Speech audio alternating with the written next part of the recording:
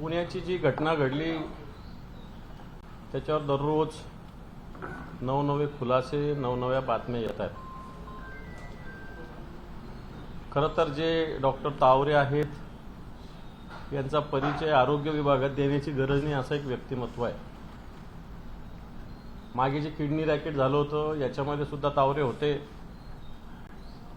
आणि आता जे म्हैसकर आहेत या डिपार्टमेंटमध्ये संचालक म्हणून यांनी त्यावेळेस या तावरेंना निलंबनाची शिफारस केलेली होती। परंतु माझं स्पष्ट म्हणणं आहे की त्या सौरभ विजय नावाचे जे अधिकारी त्या विभागात होते त्यांनी या विषयावर कोणताही निर्णय घेतला नाही। टेम्पररी कागदोपत्री निर्णय घेतला परंतु काम डॉक्टर तावरेच करत होते। खरं तर अवयव प्रत्यारोपणाच्या वेगवेगळ्या समित्या ज्या आहेत पुण्यामध्ये रुबी असेल ससून असेल या सगळ्या ठिकाणी सातत्यानं तावरे आहेत आणि सगळ्यात महत्त्वाचं काही जणांनी आरोप केले मागच्या काळामध्ये या खात्याचा कारभार गिरीश महाजन आणि सचिव अश्विनी जोशी वैद्यकीय शिक्षण विभागाच्या सचिव असताना माझ्या माहितीनुसार पुढचं तुम्ही तपासा जे राज्यामध्ये 16 MC आहेत मेडिकल कॉलेज आहेत इथले जे डीन किंवा अधीक्षक आहेत या सगळ्या 16च्या 16 लोकांच्या बदल्याची शिफारस वैद्यकीय शिक्षण विभागातून तत्कालीन सचिव अश्विनी जोशी आणि गिरीश महाजन मंत्री माझी माहिती आहे की या 16च्या 16 लोकांच्या बदल्या करण्याचं एक या विभागाकडून मुख्यमंत्र्यांकडे संचिका गेलेली 15 जणांच्या बदल्या झाल्या परंतु फक्त एक डॉक्टर अजय तावरे यांची बदली त्यावेळेस झालेली नाही। आता ही का झालेली नाही याला कारणीभूत कोण याच्या मागे अनेक कारणं आहेत असतील परंतु आता पुराव्याअभावी मी काही त्याच्यावर बोलणार नाही। परंतु निश्चित 15 जणांच्या बदल्या होतात आणि एकट्या अजय तावरेंना संरक्षण दिलं जातं हा एक महत्त्वाचा विषय या सगळ्या प्रकरणात आहे। आता जी समिती नेमली त्याचं जर मी पहिल्याच दिवशी याच्यात ट्विट केलं होतं पल्लवी सापळे आता यांची चौकशी करण्यासाठी डॉक्टर अजय चंदनवाले जे आहेत अविनाश भोसले जे इथं होते त्यांच्यासाठी त्यांना ज्या सवलती दिल्या जात होत्या त्या चौकशीसाठी पल्लवी सापळेंची चौकशी करावी अशा प्रकारचं एक सुद्धा त्याच भूमिका होती। याच पल्लवी सापळेंकडे आता चौकशीचं काम दिलेलं आहे आणि खरं तर या विभागामध्ये हेच डॉक्टर अजय चंदनवाले पल्लवी सापळे अजय तावरे असे 4-5 लोक वेगवेगळ्या समितीच्या मध्ये असतात आणि वेगवेगळ्या पद्धतीनं स्वतःला पाहिजे तशा पद्धतीनं या सगळ्या बाबी करून घेत असतात। आता खरं सांगायचं तर यांच्या बदल्या यांना जागा जिथं पाहिजे ती यांच्या गुन्हेगारी प्रवृत्ती कारण या पुण्याच्या ससूनमध्ये सुद्धा मागच्या तो ड्रग्जमधला आरोपी पाटील ललित पाटील हे प्रकरण सुद्धा आपल्या महाराष्ट्रात समोर आहे आणि सगळ्यात महत्त्वाचं म्हणजे रक्ताचे सॅम्पल या ठिकाणी बदलले गेले। एवढ्या म्हणजे देश पातळीवर ही घटना गाजते आणि एवढी हिंमत या हॉस्पिटलच्या लोकांची की रक्ताचे नमुने बदलण्याची वाटतं याच्यातून खऱ्या अर्थानं हे पांढरा कोट घातलेले अतिरेकी आहे का गँगस्टर आहेत अशा प्रकारचा प्रश्न सगळ्यांच्या मनात निर्माण होतो।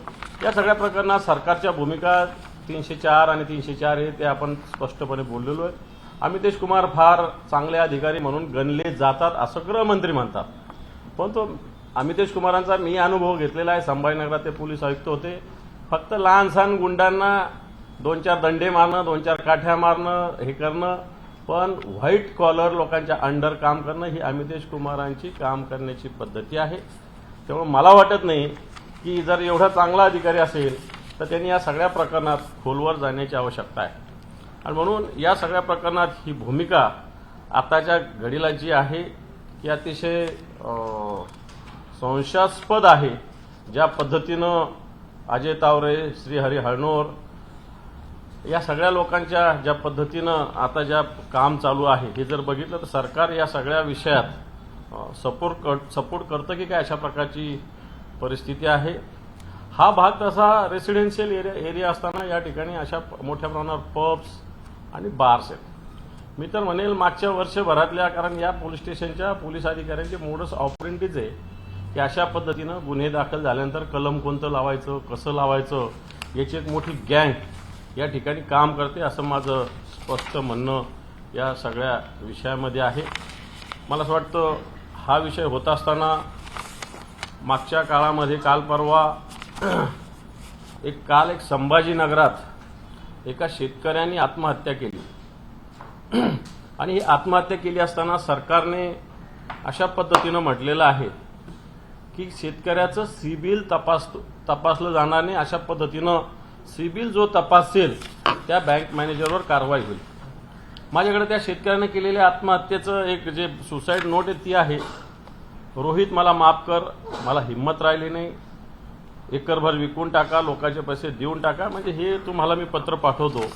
त्याच्यात हाईट म्हणजे या शेतकऱ्याला कर्ज मंजूर झालेलं नव्हतं, याचं प्रपोजल होतं, परंतु याची प्रॉपर्टी मॉर्गेज बँकेने करून घेतलेली, इंडियन बँक नावाची बँक आहे, मॉर्गेज करून घेतली. त्याच्या सातबाऱ्यावर तशा पद्धतीनं नोंद सुद्धा झाली. पिंपळखुटा नावाचं हे गाव आहे. मी काय सांगतो की या घटना आपण, ही पुण्याची घटना आपण लक्षात घेतो, तशा या सुद्धा घटना होतात. कारण सरकार आत्महत्येशी बोलत असताना शेतकऱ्यांनी गहाण ठेवलेल्या कर्जाचे पैसे बँक देत नसल्यामुळे त्यांनी आत्महत्या केली. एक तर त्यांनी कर्ज द्या सांगितलं होतं, कर्ज नसेल दिलं तर मी मॉर्गेज केलेलं ते सगळं मला काढून द्या, अशा प्रकारचं त्यांचं म्हणणं होतं.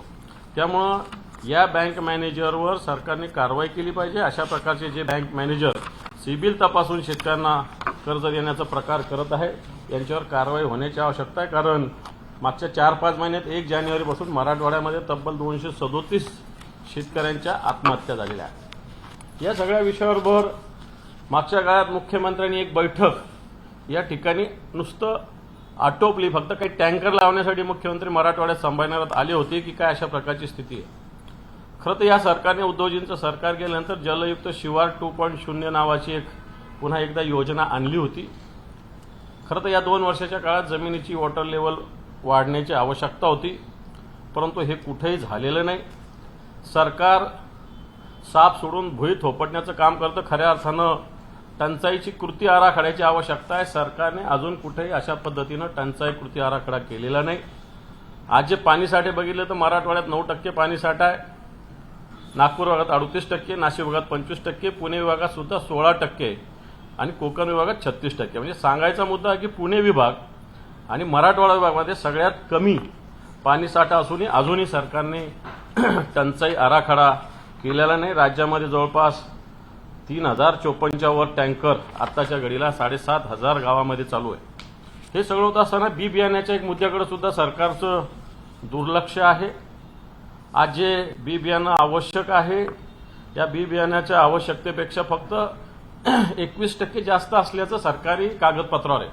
खरं तर हे 1.5 पट असलं पाहिजे. याला कारण असं असतं की दुबार पेरणी करावी लागली तर कशा पद्धतीनं करावी, त्याच्यासाठी ही बी बियाणं किमान 1.5 पट उपलब्ध आपल्याकडं असलं पाहिजे, असा एक जनरली प्रघात आहे. परंतु हा प्रघात बघितला तर आत्ताच्या घडीला फक्त 21% बियाणं जास्त प्रमाणात. आणि सगळ्यात महत्त्वाचं, सरकारची जी महाबीज कंपनी याच्यात फक्त 3% वाटा आहे. हे मी का सांगतोय की खाजगी कंपन्या याच्यामध्ये शेतकऱ्यांना त्रास देऊ शकतात, व्यापारी सुद्धा याच्यात त्रास देऊ शकतात. मी व्यापाऱ्यावर आरोप करणार नाही, परंतु निश्चित कंपन्यांनी व्यापाऱ्याला त्रास दिला तर व्यापारी शेतकऱ्यांना त्रास देत असतो. आणि म्हणून महाबीज ही सरकारी कंपनी असल्यामुळे खरं तर बी बियाण्याची उपलब्धता महाबीजकडून जास्त प्रमाणात असण्याची गरज, पण कृषी खातं याच्याकडं जास्त लक्ष देत नाही. कारण खाजगी कंपन्यांना जास्त फायदा व्हावा, खाजगी कंपन्या मार्केटमध्ये जास्त बियाणं आणावं, असा त्याच्या मागे खरं तर महाबीज कंपनीची एक विश्वासार्हता शेतकऱ्यामध्ये नक्की आहे. परंतु आजच्या घडीला बघितलं तर फक्त 3.76% बियाणं महाबीजकडून उपलब्ध करून दिलेलं आहे. मला वाटतं ते अतिशय कमी आहे.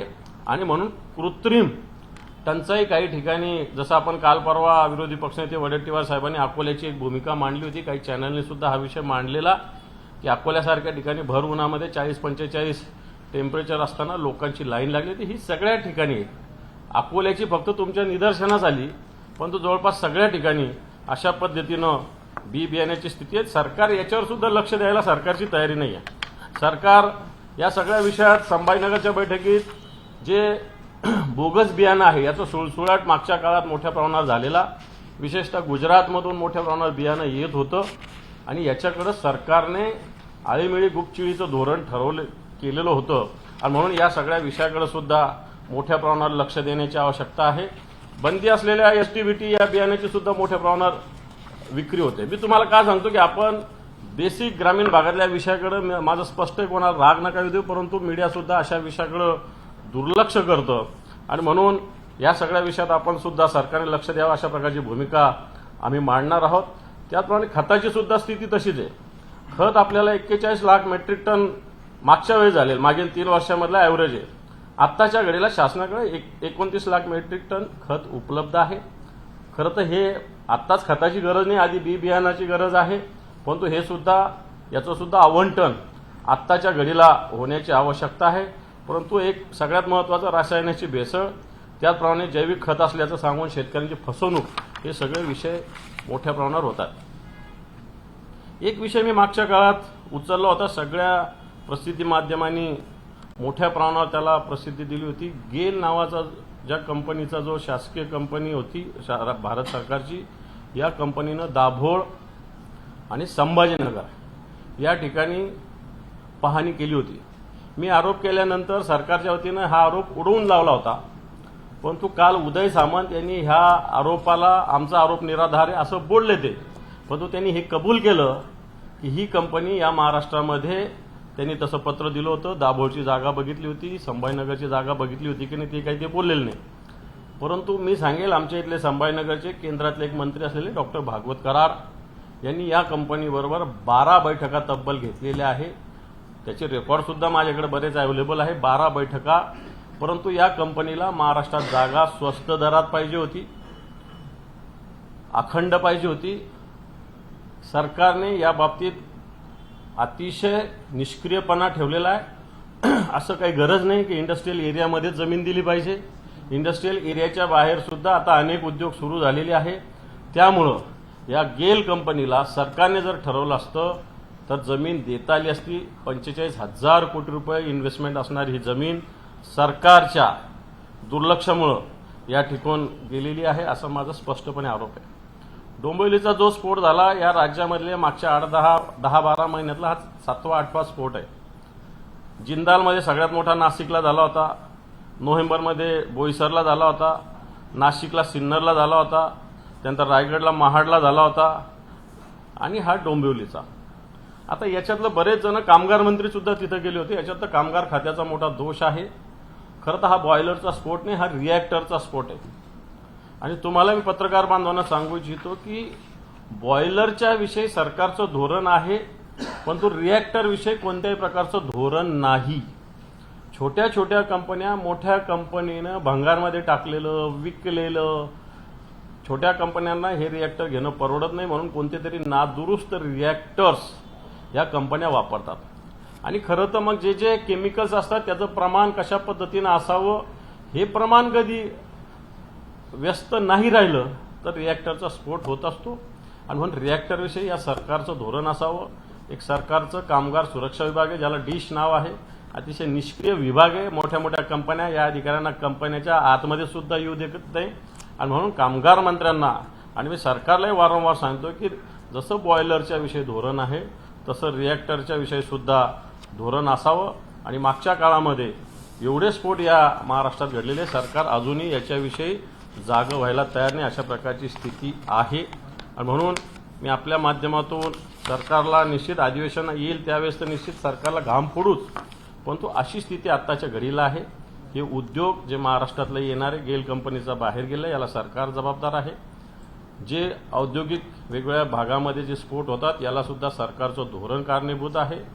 शेतकऱ्यांना सिबिल तपासणं, हे बँकेला ज्यांनी कोणी सिबिल तपासलं त्याच्यावर गुन्हा दाखल करू असं सरकार बोललेलं आहे. या महाराष्ट्रात असा एकही गुन्हा आत्तापर्यंत दाखल झाले नाही. या शेतकऱ्यांच्या सगळ्या हिस्ट्री तपासल्या तर बऱ्याच शेतकऱ्यांनी कर्ज मागत असताना सिबिलमुळं कर्ज मिळालं नाही आणि परिणामी त्यांनी शेती करू शकला नाही, पेरणी करू शकला नाही आणि त्याला आत्महत्या करावं लागलं. असे अनेक उदाहरणं आहेत. एक विषय असा की तुम्ही कंपन्या किंवा उद्योग बाहेर जायचा आरोप महाराष्ट्रामध्ये सातत्यानं भाजपवरती केला जातोय. पण काल अमित शहा ओडिसामध्ये म्हणाले की ओडिसा मधला पैसा तामिळनाडूमध्ये नेला जातोय आणि ओडिसातलं जे मुख्यमंत्री आहेत त्यांच्या माध्यमातून हा पैसा जातोय असा आरोप तो केला. जो महाराष्ट्रात आरोप करतो तोच त्यांनी ओडिसा सरकारवरती केला. भारतीय जनता पार्टीची सवय आहे. आज या महाराष्ट्राचा विचार केला तर काय झालेला आहे, मागे वेदांत फॉक्सकॉन, मेडिकल बल ड्रग्स, टाटा एअरबस, आता हा गेल कंपनीचे प्रोजेक्ट गुजरातला गेलेले आहे मोठ्या प्रमाणात. तुम्ही जर बघितले परवा 4 मोठ्या मोठ्या महामार्गाचे टेंडर्स गेले, कोणत्या कंपनीने घेतले, कोणत्या कंपनीने घेतले तुम्हीच बघा. महाराष्ट्रातली कंपनीच नाही आहे त्याच्यामध्ये. 3 कंपन्या गुजरातच्या आणि 1 कंपनी आंध्र प्रदेशची आहे. महाराष्ट्रात सक्षम कंपन्या नाही का तर आहेत, पण तो मॅनेज आहेत. माझं स्पष्ट म्हणणं की हे सगळे टेंडर्स मॅनेज आहे. मी त्या विषयाकडे जात नाहीये, मी विषयाकडे या जातो की आज सुद्धा एवढे मोठे ते मला वाटतं 16, मला एक्झॅक्ट रक्कम माहिती नाही पण 16,000 कोटी रुपयाच्या आसपास मेगा इंजिनिअरिंग कंपनी आंध्र प्रदेशची आहे. उर्वरित 3 कंपन्या गुजरातच्या आहे. महाराष्ट्रात त्या मोठे मोठे कॉन्ट्रॅक्टर्स नाहीत का. परंतु माझं स्पष्ट मत असं आहे, याच कंपन्यांनी मोठ्या प्रमाणावर इलेक्ट्रो बॉन्ड भारतीय जनता पार्टीला दिलेले आहेत आणि याच कंपन्या महाराष्ट्रातले अनेक रस्त्याची कामं घेतात. ती जी कंपनी मी आता नाव सांगितलं तिने तर मराठवाड्यामध्ये जवळपास 3,000 हेक्टर जमीन सरकारने दिलं त्यांना सौर ऊर्जेच्या प्रकल्पासाठी. बाकीच्या कंपन्यांना उभं केलं नाही सरकारने. मेगा इंजिनिअरिंग कंपनीला, मेगा इंजिनिअरिंग आंध्र प्रदेशची कंपनी, तिच्यावर एवढं प्रेम आहे या महाराष्ट्रातल्या सरकारचं, मग त्याच्याकडे अमित शहानी लक्ष द्यावं. सर, प्रकरणामध्ये अंजली दमानिया यांनी मागणी केली होती की अजित पवार यांचा नागपूर टेस्ट करावा, पण आता अंजली दमानिया यांनाच टार्गेट केलं जातं.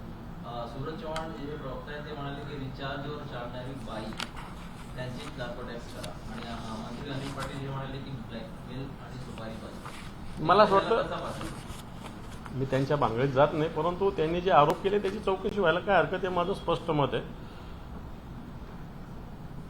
मध्ये सामनामध्ये संजय राऊतांनी टीका केली होती की मुख्यमंत्र्यांनी निवडणुकीमध्ये कोट्यवधी रुपयांचा वापर केला असा आग्रह होता सामनामध्ये. आता त्या संदर्भात एकनाथ शिंदेनी संजय राऊतांना कायदेशीर नोटीस पाठवलेली आहे, कसं बघताय? त्याच्यावर उत्तर सुद्धा संजय राऊत साहेबांनी दिलेलं आहे. 50 खोके एकदम ओके, महाराष्ट्रातल्या खेड्यापाड्यातल्या जनतेला माहिती आहे. त्याच दिवशी संजय राऊत साहेबांनी नाशिकमध्ये ज्या पिशव्या आल्या होत्या त्या तपासायला सांगितल्या होत्या, त्या तपासल्या का याचं उत्तर आधी एकनाथ शिंदे साहेबांनी द्यावं. नंतर जी नाटकबाजी केली ना, ह्या बॅग तपासल्या, ते लोक त्यांचे मीडियाचे कॅमेरा एक गाळ्यात होता आणि ती बॅग उचलून घेत होते. कपड्याची बॅग एवढी जड नसते. 20 बॅग 30 बॅग आल्या होत्या हेलिकॉप्टरवरून, त्या कुठे गेल्या त्याचा तपास करावा, नंतर संजय राऊतांना नोटीस द्यावी, असं माझं त्यांना खुलं आव्हान आहे. सर, शिवाजी पार्क अधिकाऱ्यांना त्यावेळेला बदली केली एकत्र, मात्र त्याच्यातून तावरेंचं नाव वगळलं. तर कोणामुळे हे नाव वगळलं हे काय तुम्ही खुलासा करू शकाल का? तुम्ही सांगितलं की मुख्यमंत्र्यांकडे फाईल गेली. हे पाजंजली सुपर क्लास 1 अधिकाऱ्यांची फाईल मुख्यमंत्र्यांकडे जात असते. आपण 16 जणांच्या बदल्याचं प्रपोजल वैद्यकीय शिक्षण विभागानं दिलेलं. मी स्पष्ट नाव घेतो, अश्विनी जोशी या विभागाच्या सचिव, त्याच्यानंतर मंत्री गिरीश महाजन यांनी 16च्या 16 बदल्याची संचिका पाठवली. मग माझं म्हणणं असं आहे की त्यातल्या 15च्या झाल्या आणि 16व्या तावरेची का नाही झाली. आता याच्या मागे काही कारणं असतील, परंतु आत्ताच ते बोलावे असं मला वाटत नाही, कारण त्याच्याबरोबरच्या पुराव्याची आवश्यकता आहे. मला असं वाटतं जर चौकशी नीट झाली तर हे सुद्धा बाहेर आहे. पण हे कबूल केलं पाहिजे की 15 अधिकाऱ्यांच्या बदल्या झाल्या आणि फक्त अजय तावरेंची झाली नव्हती. याचा अर्थ तावरेंना कोणाचा तरी मोठा आशीर्वाद आहे म्हणून तावरे तिथं बसलेले आहेत. सर, शिवाजी पार्क मैदानामध्ये छत्रपती शिवाजी महाराज यांचा पुतळा आहे, तसंच बाजूलाच निनाद ठाकरे यांचा देखील पुतळा आहे. त्याला रोषणाई केली होती सुशोभीकरणासाठी, मात्र त्याचं बिल न भरल्यामुळे आज कारवाई करत त्याचं मीटर कापून आलेलं आहे. कसं पाहता याकडे? बिल कोणी भरायला पाहिजे? पालिका. आणि मग सप्लाय कोणाचा आहे? पालिकेचाच आहे. म्हणजे हे तर वेगळंच आहे. सप्लाय त्यांचाच, बिल त्यांचाच भरायचं आणि तेच कट करतात. हा काय प्रकार आहे? गोंधळच आहे ना. पण अंडर कॉर्पोरेशनच आहे ना शेवटी. अंडर बेस्टचं काय वेगळं थोडी, अंडर महानगरपालिकाच आहे, त्यांचा इंटरनल विषय आहे. बेस्ट करणं असं म्हणणं आहे की बिलची वारंवार मागणी केली होती, मात्र त्यांनी बिल न भरल्यामुळे आम्ही कारवाई केली. मला वाटतं एखाद्या ग्राहकांसारखं छत्रपती शिवरायांच्या स्मारकाचं तुलना करणं हे चूक आहे. छत्रपती शिवरायांच्या विचाराचं सरकार आहे असं म्हणतात महाराष्ट्रात, आणि त्यांच्याकडूनच असं झालेलं आहे. तुम्ही जनतेनेच बघावं याविषयी. सर, तुम्ही आता बोगस बी बियाण्यांचा उल्लेख केला. प्रत्येक वर्षी बोगस बी बियाणं होतं, शेतकऱ्यांची फसवणूक होते, दुबार पेरणी होतं, विरोधी पक्षाकडून ही म्हणजे त्यांच्यावर कारवाई व्हावी अशी सरकारकडून मागणी येते. सरकारही आश्वासन देतं, मात्र हे सगळं हवेत फिरतं. या वर्षी बोगस बियाणं आलं तर तुमची काय भूमिका असेल, सरकारकडून तुम्ही काय मागणी करा? माझं याच्यात असं म्हणणं आहे, मागच्या वेळेस ही सगळं ओरड झाल्यानंतर सरकारने कृषी कायदे आणण्याची घोषणा केली होती. अजून कृषी कायदे का आले नाही हा माझा सरकारला प्रश्न आहे. कृषी कायदे कोणाच्या दडपणाखाली अजून आले नाही. मोठ्या मोठ्या बियाणे कंपन्यांच्या दडपणाखाली असल्यामुळे सरकारने कृषी कायदे आणले नाही का हा माझा प्रश्न आहे. कारण सरकार किंवा पोलीस कारवाई करतं व्यापाऱ्यावर. व्यापारी तर प्रोडक्शन करणारा नाही ना. व्यापारी तर ज्या कंपनीने खरेदी केला तो विकणार आहे फक्त. परंतु सरकार किंवा त्यावेळेस प्रशासन हे फक्त कारवाई करत होतं व्यापाऱ्यावर. म्हणून कृषी कायदे आणण्याची मागणी झाली, सरकारने आणले सुद्धा, पण त्याच्यावर वेगळे व्यापक चर्चा व्हावी असं अपेक्षित असताना अजूनही थंड बस्त्यामध्ये कृषी कायदे पडलेले आहेत. नवीन कृषी कायदा अजून आलेला नाही. हा कृषी कायदा ज्यावेळेस येईल त्यावेळेस काही प्रमाणात या सगळ्या विषयावर नियंत्रण येऊ शकेल. परंतु सरकार याच्याविषयी फार इंटरेस्टेड आहे असं दिसत नाही. मागच्या वर्षी तर कृषी मंत्र्याचे जे लोक आहेत अधिकारी तेच कंपन्या तपासत फिरत होते, तेच बोगस कंपन्यांना प्रोत्साहन देत होते की असा माझा त्यावेळेचा प्रश्न आम्ही केला होता. पण नवीन कृषी कायदे ज्यावेळेस येतील त्यावेळेस मला असं वाटतं याच्यावर काही प्रमाणात नियंत्रण येऊ शकेल. सर, 2 नए नए खुलासे हो रहे हैं पुणे एक्सचेंज को लेकर, ऐसे में आपने भी कुछ बताया, क्या खुलासा किया? मैंने कुछ खुलासा नहीं किया. मैंने जो इंक्वायरी कमेटी लगाई है वो इंक्वायरी कमेटी पे मैंने प्रश्न सवाल खड़े किए हैं, क्योंकि जिसको इंक्वायरी कमेटी में लिया है उनकी इंक्वायरी हो रही है, उन पे भी कुछ आरोप है. एक जो डॉक्टर है महाराष्ट्र में 16 ऐसे उस कैटेगरी के अधिकारी है, वो 16 की तबादला होना चाहिए. ये उस डिपार्टमेंट की तरफ से प्रपोजल सीएम साहब के पास आया था, उसमें से 15 लोगों की बदली हुई. एक ही जो डॉक्टर अजय तावरे उनकी बदली हुई नहीं. वो क्यों नहीं हुई ये मेरा सवाल है. ये सवाल मैंने आपके माध्यम से किया है. एबीपी माझा, उघडा डोळे बघा नीट.